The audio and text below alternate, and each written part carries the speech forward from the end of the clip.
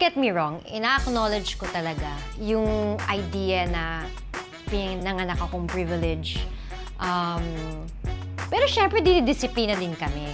Spoiled kami in a sense na lahat binibigay sa amin. Pero talagang sobrang thankful ako dahil yung tatay ko, magaling din siya magdisiplina. Kailangan maging thankful ka kung anong meron ka. Kailangan hardworking ka. Yung dala-dala ko na kung may gusto ka, kailangan pagtrabahuhan mo yun.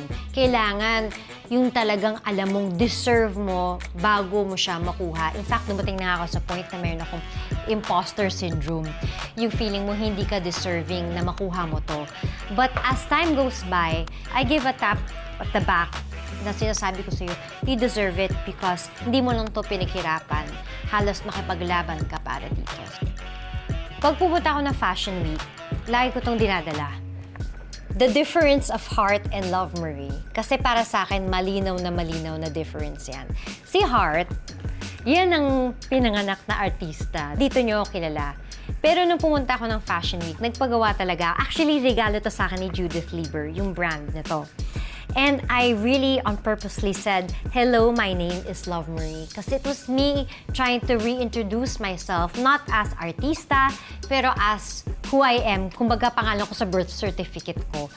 Kasi iba yun eh. Alam nyo na ang bagong kasabihan natin.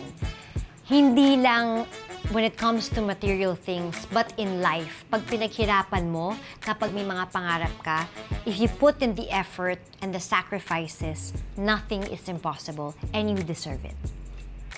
So, kung meron kayong mga moments, kung meron kayong gustong i-share, kung wala kayong kinakausap, kung nalolonely kayo, kung brinigyan kayo ng boyfriend nyo, halika, nandito po kami, available kami. I-chika nyo na yan online sa aming community. I hope you enjoyed seeing the world through my eyes. I'll see you again next week. At next week, nako, may drama. Medyo ito matinding drama at mga bagay hindi nyo nakita. If you know what I mean, you know what I mean.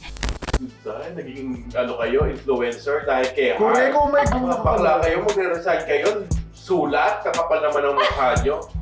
Pwede mo naman kausapin yung tao. Dear. Magagawa ba siya kung gusto niyo na siyang iwan? Pero sana namili kayo ng maayos na paraan. True. Hindi yung yun naman yung tao. Kaya kayo nakilala dahil kay Heart. Tandaan niyo yan.